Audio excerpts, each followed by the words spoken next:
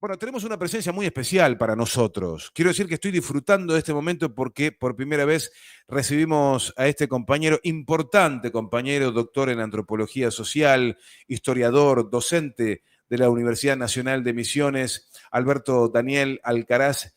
Qué placer recibirte. ¿Cómo estás? ¿Qué tal? Buen día, muchas gracias por recibirme y sí, la verdad que para mí también se dio por primera vez la ocasión de que, bueno, me hice un tiempo, digamos, para acompañar y, bueno, poder conversar más tranquilamente, digamos, no a través del teléfono, que por ahí tiene esas limitaciones también, a veces, bueno, no hay señal y cosas por el estilo.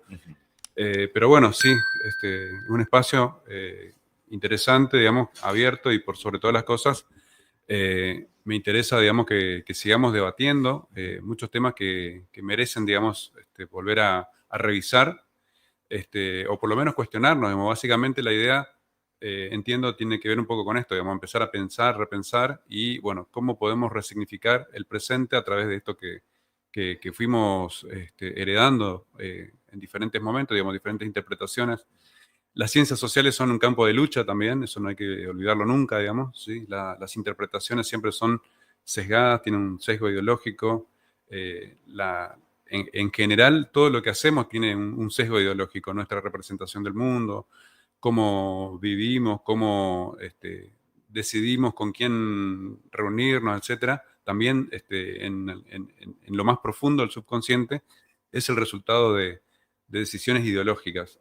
Puede ser parecer exagerado, pero Zizek, digamos que es un filósofo que a mí me gusta mucho, plantea esta cuestión de que justamente la ideología tiene esa magia de ocultar la realidad, ¿sí? Lo que muchas veces damos por naturalizado como lo normal, en realidad no tiene mucho de normal y en realidad es el resultado de decisiones que uno ya las tomó antes, digamos, ¿sí? Pero que están guardadas ahí en esa caja negra que es el subconsciente. Así que bueno, en buena hora también esta decisión de estar acá también tiene que ver con esas decisiones inconscientes, subconscientes, digamos, que uno hace en la vida y bueno, decide posicionarse de un lado o del otro, digamos, entendiendo también que cuando hacemos ciencia no estamos analizando células, tampoco estamos haciendo fórmulas químicas, estamos estudiando los seres humanos qué hacemos y qué hicimos y qué hacemos con eso que hicieron otros de nosotros, como diría Sartre, digamos. ¿Sí? Así que bueno, en buena hora también celebro, digamos, que podamos reunirnos y podamos tener estos espacios de conversación. Bueno, la picanteamos bastante la última vez que habíamos charlado porque nos metimos con Roca, que es un debate que bueno, me mencionabas recién, que no es un debate ya saldado en el campo de los historiadores y demás, ni mucho menos, y que genera siempre mucho más debate que otras cuestiones, otros temas de la historia que abundan. Yo me quedo loco, amo la historia, me encanta, pero es muy amplia y la verdad que es muy difícil llegar a comprender cabalmente el pasado. Requiere de esfuerzo, realmente de la voluntad de uno decir, bueno, yo necesito saber qué pasó en la Revolución de Mayo, necesito saber qué pasó con las luchas montoneras. ¿Ganaron los federales o ganaron los unitarios? De nombre ganó este, pero después gobierna este. O sea, es difícil. ¿Cuál fue el destino de los granaderos después de ganar? Un montón de cosas que uno puede ir abordando. Y nos metimos en la última charla, por eso digo que la picanteamos, porque yo tenía esa duda y te preguntaba, Alberto decía, pero ¿cómo es que dentro del campo nacional y popular nos encontramos con gente que defiende a Roca como si fuera la vida misma? Y yo la verdad que con Roca no quiero tener nada que ver con Roca. ¿Cómo va a estar dentro del campo nacional y popular Roca? ¿Estamos todos locos? Eso es lo que yo decía de una. Digo, no, ¿sabes qué? Voy a empezar a investigar. Voy a empezar a leer. Y me tomé el trabajo, Alberto. Empecé a leer y digo, pero luchaba contra Mitre, Roca. Luchaba contra... Y ahí empecé a confundirme más. Ya estaba confundido y empecé a confundirme más. Pero lo mejor que pude haber hecho es preguntarte, y ahí me aclaraste, me dice, no, eran élites o élites que estaban disputando poder. Claro, exactamente. Hay un historiador del campo nacional, popular, Hablale bien cerquita acá. que me parece muy interesante para empezar a abordar una lectura crítica, digamos, de esto que significa la Argentina. Es Abelardo Ramos, Sí. que plantea justamente esta cuestión de cómo se va formando, digamos, a partir de la derrota de la idea de la patria grande, esta otra idea, este otro proyecto que tiene que ver con la patria chica, digamos. Y ahí es donde entramos en el 1880 aproximadamente. ¿Cuál es la derrota de la patria grande? El ideal de la derrota de la patria grande es el ideal de Artigas, San Martín, Bolívar, que pensaban esta idea del Río Grande hasta la Patagonia, digamos, una nación americana, porque, digamos, y esto también está bien explicado ahí en Abelardo Ramos, en varios libros, digamos, pero me gusta más el de la historia de la nación latinoamericana, porque es el que va mostrando todo este periodo colonial, emancipatorio, y cómo España, de alguna manera, generó las bases para la construcción de una nación con mucha más expansión territorial, con un Estado mucho más fuerte, digamos. No olvidemos que, por ejemplo, pensadores como Metol Ferré planteaban ya esta idea de, bueno, el futuro, el siglo XXI, es el siglo de los estados continentales y de la unión, digamos, de los bloques continentales. ¿Sí? En ese sentido también se habló mucho, se discutió mucho en los años 60, 70 sobre la integración latinoamericana y lo necesario que es. Eh, Volvemos otra vez a Abelardo Ramos para entender un poco esta historia explicada, digamos, en estos términos que tiene que ver justamente frente a la, digamos, disgregación centrípeta que planteaban muchas élites locales en lo que fueron los antiguos virreinatos, que terminó con la disgregación de lo que hoy es Ecuador, Colombia, Venezuela, en lo que fue el virreinato de Nueva, digamos, de la Gran Colombia, digamos, perdón, la Gran Colombia, el sueño de la Gran Colombia de Bolívar, y en el sur, la disgregación del Alto Perú, Paraguay, Uruguay, Chile, con esta otra unión, digamos, que podía haber sido, digamos, las Provincias Unidas del Río de la Plata. Entonces, eso estaba más que patente, digamos, en los años 80, que tiene que ver también con un proceso que se va dando en los años, digamos, a partir de la derrota de San Martín, su autoexilio, ¿sí? Y que básicamente en los años 20 genera ese estado de anarquía, la anarquía de los años 20 hasta que llega Rosas y, digamos, encuentra justamente ya los vestigios, digamos, de ese proyecto que en su momento histórico es mucho más difícil llevarlo, pero que lo sostuvo de alguna manera, por eso también tiene que ver con este no reconocimiento de la independencia de Paraguay. También casi hubo una guerra, digamos, con el Alto Perú o Bolivia, digamos, por este reclamo de Rosas de volver a reintegrar ese territorio a las Provincias Unidas. Y tenía que ver también con esto, digamos, de que en todo momento estaba latente la posibilidad o el proyecto de volver a recuperar la banda oriental, un estado tapón creado por la diplomacia inglesa en el año 28, porque también veía como un peligro que Brasil, histórico aliado y sumiso, digamos, a la política del Imperio Británico, tenga acceso a dos salidas de dos ríos sumamente importantes, el Amazonas y el Río de la Plata, digamos. Entonces, por eso también se crea esta idea de estado tapón, que fue también la creación de la diplomacia británica. Se puede llegar a enojar un uruguayo. Sí. Ustedes son un estado tapón. No, sí, claro, es que entre Uruguay y Argentina hay como, digamos, entre las mismas provincias argentinas hay como un canibalismo interno, digamos. O sea, eh, esto es más patente cuando vemos Córdoba, Santa Fe, etcétera. Y vos Chaco Corrientes. exactamente. Y las hinchadas, etcétera. El inconsciente colectivo siempre está ahí, digamos, no olvida, digamos, esa antigua guerra fratricida, o entre un santiagueño y un tucumano, por ejemplo, que también está siempre, digamos, los chistes son manifestaciones del subconsciente que reflejan también ideas reprimidas, digamos, ¿sí? Entonces, se endilga uno de ladrón, a otro de perezoso, etcétera, que tienen que ver también con descalificaciones, bueno, pero eso ya nos metemos en otro campo que el psicoanálisis colectivo, digamos.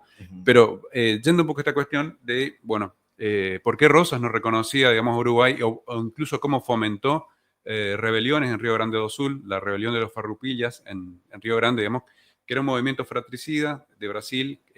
Rosas lo que hizo fue alentar a esas élites del sur de Brasil, que tuvieron a punto de generar un estado también tapón entre Brasil y, digamos, el Río de la Plata, y bueno, y esa posibilidad podría generar en los planes, digamos, de integrar al Uruguay, otra vez al Río de la Plata. En fin, son proyectos que no cuajaron, digamos, pero que tienen que ver con esta idea que siguió latente de esta idea de la patria grande, pero que efectivamente cuando aparece la figura de Urquiza, digamos, traicionando al movimiento federal y cómo aparece también después, y eso está muy bien explicado en Abelardo Ramos, digamos, por eso recomiendo la lectura de este libro, ¿Cómo se llama el libro? Historia de la Nación Latinoamericana, que es muy recomendable, se volvió a reeditar varias veces, digamos, y que tiene que ver un poco con esto digamos, también va para el siglo XX, pero hablamos ahora del siglo XIX básicamente.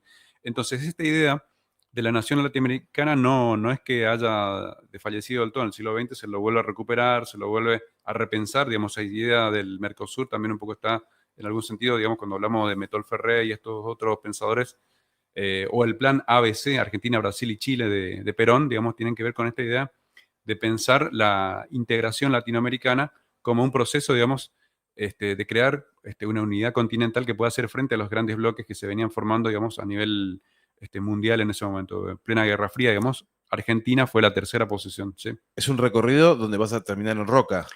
Estamos recorriendo proyectos que tienen que ver con esta idea de la creación de una unidad nacional. Pero si hablamos de Roca, como dije, Abelardo Ramos plantea esta idea de que efectivamente acá, en los tiempos de Roca, estaba esta posibilidad de, digamos, la patria chica, digamos, ¿sí? La patria chica un poco más grande, digamos, ¿sí? Y la otra patria mucho más chica todavía, que era pensada justamente por este modelo porteñocéntrico mitrista, digamos, ¿sí? No olvidemos que, por ejemplo, para Sarmiento y los liberales argentinos, el mal de la Argentina era la extensión. Si uno lee, por ejemplo, Civilización y Barbarie, todo este atributo, digamos, del gaucho, como la degeneración de la raza, la enfermedad de América Latina, digamos, como, digamos, todo lo que tiene que ver con por qué la raza indo-latinoamericana estaba condenada porque era una raza degenerada, etcétera, un ideal sumamente racista, digamos, que en realidad tiene que ver con el influjo hegeliano de la historia, porque esta idea de el telos, el fin de la historia, etcétera, o sea, ¿dónde estaba la civilización? En Europa, digamos, para Hegel, como la bandera de la civilización. Obviamente que esta filosofía, digamos, llega a la ideología del nazismo en el siglo XX, reforzada con el pensamiento de Nietzsche, entre tantas otras cosas, digamos, y también todas las falsificaciones que hace la hermana de Nietzsche, digamos. Entonces también tiene que ver con todo un recorrido que lleva y conduce, digamos, a Europa hacia el fascismo y hacia el nazismo, digamos, y la Segunda Guerra Mundial. Pero en el caso de América Latina, entonces, esta idea de pensar en raza, cultura, digamos, e historia, digamos, es retomada por algunos clásicos liberales como Sarmiento, digamos, Alberti, y, digamos, en este caso, el caso de Sarmiento, no ve en España la baluarte de la civilización, sino que ve en eso, digamos, una idea hegeliana que tiene que ver con esto de que, bueno, los Pirineos son la frontera entre África y Europa, digamos, una idea que algunos, digamos, movimientos racistas, supremacistas en Europa siguen sosteniendo, digamos. Pero los Pirineos separan a Francia de España. Claro, O sea que estaban incluyendo a España como África. eso es Hegel, digamos, sí, Hegel. Exactamente, Hegel, y que habla, bueno, la historia, Repiola Hegel, digamos, filosofía de la historia universal. Sí. Recomiendo ese libro para leerlo y entender la mentalidad y la filosofía, digamos, del siglo XIX que es dominante en las élites, digamos. Y que nosotros lamentablemente en las universidades seguimos replicando, digamos, porque seguimos enseñando Historia Universal 1, Historia Universal 2, 3, cuando la historia universal para Hegel es la historia de ese universo que él llama, que nace en Grecia, se expande en Europa, y para Hegel es Alemania, y Alemania es la civilización en ese momento, la baluarte, digamos, y que tiene que ver con esta idea, digamos, de la raza y del racismo, digamos, racismo científico. Bueno, eso merecería todo un seminario, digamos, pero básicamente hay que encuadrar, digamos, esta mirada en la perspectiva filosófica dominante para poder entender también cómo se reproduce esta idea y cómo esta misma ideología dominante en nuestras élites toman, digamos, tanto en esta disputa, digamos, entre un Roca y un Mitre, digamos, que tenemos ahí dos proyectos de dos élites, ¿sí? Una pensando en un modelo de país mucho más pequeño, Mitre, digamos, de alguna manera replicando esa idea de Sarmiento de que el mal de la Argentina es la extensión, ¿sí? Eso ya lo habíamos mencionado, que También publican diarios chilenos de que, bueno, Chile debía hacerse con toda la Patagonia porque era un mal, que había que matar a todos los indios que estaban ahí. Por eso llama tanto la atención cuando, por ejemplo, cuando todavía era presidente Mauricio Macri, dice, bueno, pero las Malvinas, viste, son como un costo más, no sé si lo dijo antes de ser presidente, y lo engancharon y eso lo empezaron a replicar. Digo, ¿cómo pueden animarse a decir semejante barbaridad? Claro, ahora entiendo, apoyado ya en corrientes de pensamiento como la sarmientina, que querían un Estado chico. Sí, yo no sé si Macri tendría esa condición de filósofo, digamos, pero sí imbuido por la ideología dominante de las élites, digamos, sí. Esta idea porteñocéntrica, pensando justamente en La esta patria cuestión, chica que quería Mitre.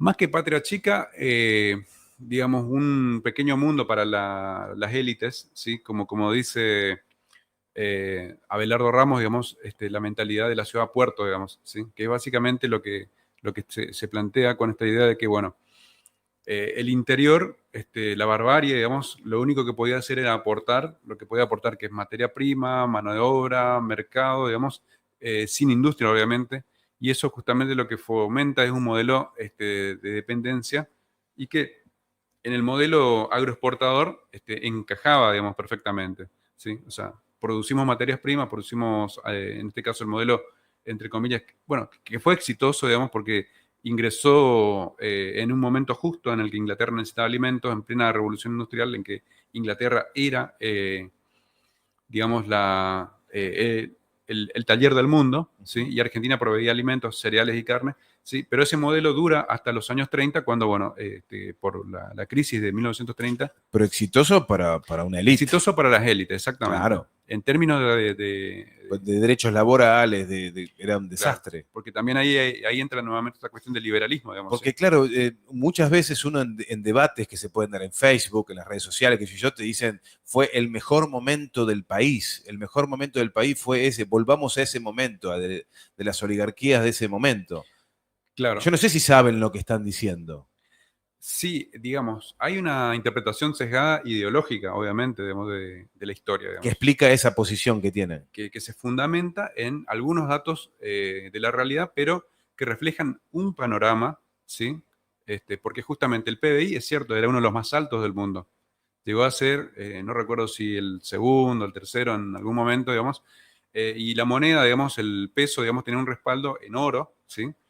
Pero en todo el mundo en ese momento el patrón oro regía, incluso el dólar tenía respaldo oro, o sea, se abandona el patrón oro en los años 70 y a partir de ahí empieza este modelo financiero, digamos, especulativo. Pero en el mundo, eh, esta renta diferencial también a Argentina favorecía porque tenía una población relativamente pequeña para un territorio extremadamente gigante, digamos, como es el argentino, digamos. Eh, y además tenía que ver con esta cuestión de que el PBI no refleja efectivamente el ingreso per cápita, digamos. Si bien el PBI era algo así de, voy a decir una barbaridad, pero algo así de 5.000 pesos por habitante, que era muchísimo dinero, digamos, no es que los 5.000 iba para todos los habitantes, cada uno de ellos, una renta universal Equitativamente. como la de Finlandia. Bueno, cada uno le toca desde el momento en que nace, o sea, no nos hablaba ni se pensaba en eso, digamos.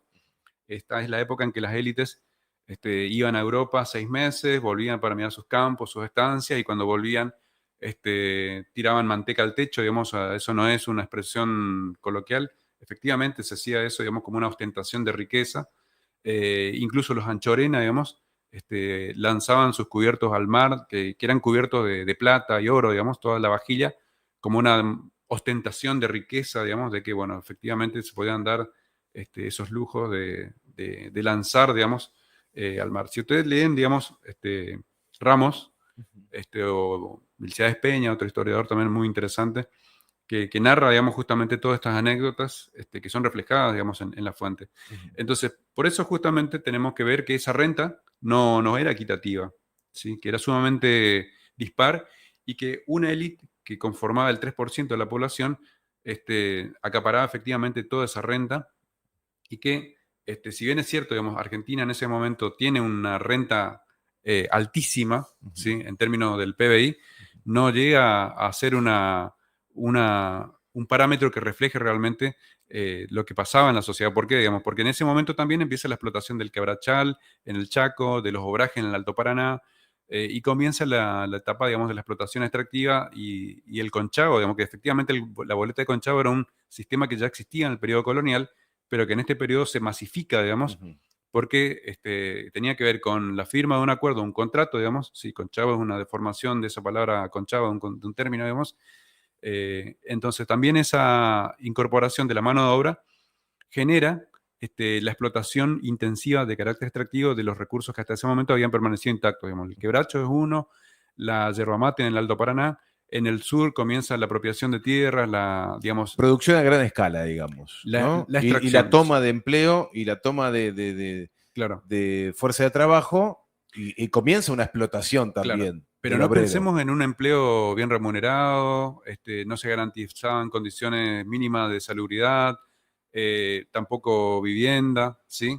Es justamente digamos, por eso hay un debate también en relación a esto, si el sistema de Conchavo es un sistema de esclavitud encubierta o si es un sistema asalariado, digamos. En los años 60, 70 hubo un debate y bueno, que sigue hasta el día de hoy abierto, digamos. En realidad, lo que ahí vemos es cómo el capitalismo genera, digamos, en la periferia, digamos, también un sistema de renta diferencial que permite este tipo de acumulación y de explotación. Eso en realidad es una forma de, digamos, de generar un salario, podemos llamarlo un salario fantasma, digamos, porque no se percibe porque el endeudamiento era permanente, digamos, pero el contrato en sí mismo generaba un antecedente legal por el cual la patronal podía reclamar al Sí. peón, bueno, que siga trabajando hasta saldar la deuda, que muchas veces ni siquiera conocía, digamos, del peón porque no sabía efectivamente cuándo había, no sabía leer, no sabía sumar, y esta situación de estafa es justamente la que se veía también en la Bajada Vieja con estos sistemas de